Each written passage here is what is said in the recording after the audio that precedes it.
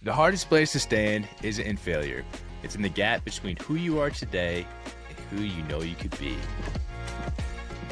Having said that, that gap between who you are today and who you want to be, where do you spend more time? Where do you spend more time, I should say, Paul? Thinking about that or closing that and just ignoring it? I think too often a lot of us sit in that middle ground of like thinking about where we could be instead of taking action. Because like we talked about so many times is you wait until you feel ready to take action. And if you keep waiting, you'll never actually feel ready because the steps of action will make you feel more ready. You'll build more confidence. You'll see yourself go through those hard things and you see like, oh, I can do this. But the opposite of if you sit there and be like, well, right now I'm at this point and I know I can be at that point.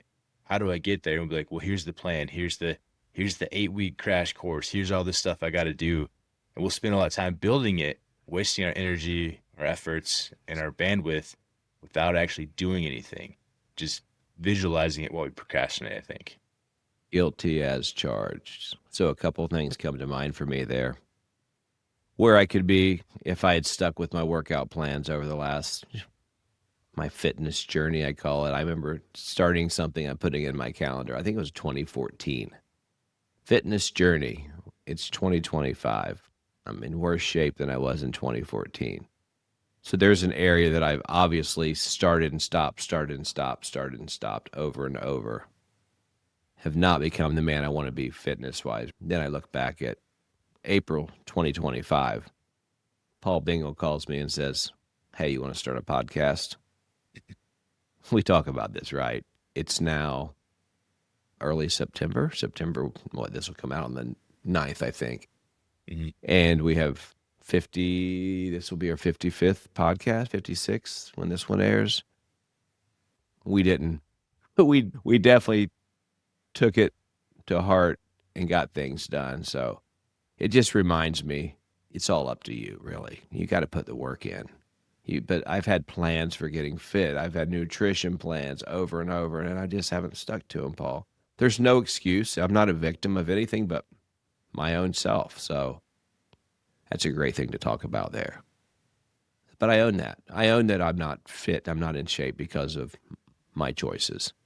That doesn't mean I have to stay unfit. I think the beauty in that, like you said, you're owning it and you still know there's not quite the alignment that you want there to be.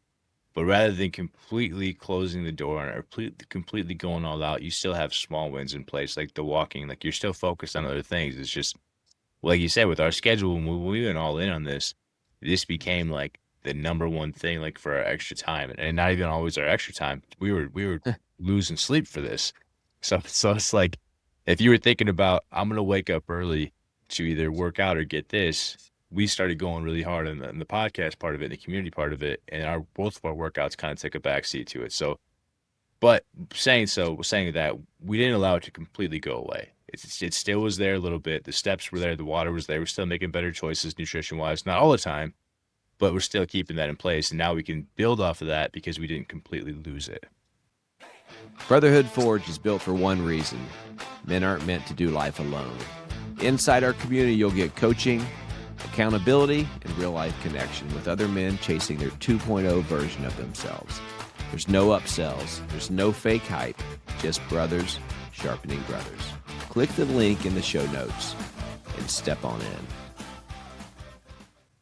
Absolutely. Didn't completely lose it. It's still high priority for me, and it's going to come back 100%. But it's just one of those areas where I definitely, you look back and you see all these transformations a person will do XYZ for 6 months, and they went from dad bod, which I call myself a dad bod too, to having abs, which I've never had in my life, but I always thought it'd be kind of cool to have, not for a vanity reason, just because it'd be, hey, I accomplished something I'm really going after.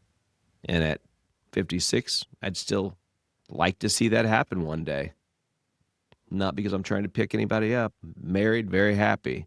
It'd just be an accomplishment, not a vanity thing for me. And maybe that never happens, but it's good to have those goals. And like you said, it's never went away. Yeah. It's never went away. And through the podcast, through our community, we have proved to ourselves that anything can be accomplished if you really buckle down. This has been a great lesson for me. just in believing that things can be done if you really put your heart and soul into it and you let God lead the way. Absolutely. I think the biggest thing too is that gap of who you currently are now and who you know you can be.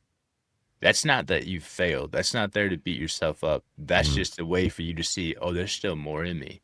So, like you said with this podcast, step in, give yourself a chance, see what you can do, refocus yourself, get your goals back in place, and then see how can I close that gap one choice at a time, one day at a time, whether it be one meal at a time, one workout at a time, whatever it is. Can't Yeah. happen. 8 weeks of results can't happen overnight. So it's slowly building that up one day at a time.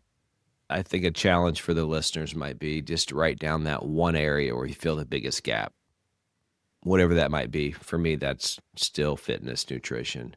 Pick one step today. For me, it's going to be getting 10,000 steps today.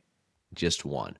Maybe it's water, drinking a gallon of water today for you. Maybe it's 3,000 steps for you. That's okay. We're all in different places.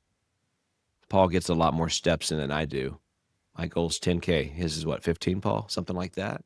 Yeah, well, I'm also chasing 3 kids though, so Okay. So you're getting a lot naturally.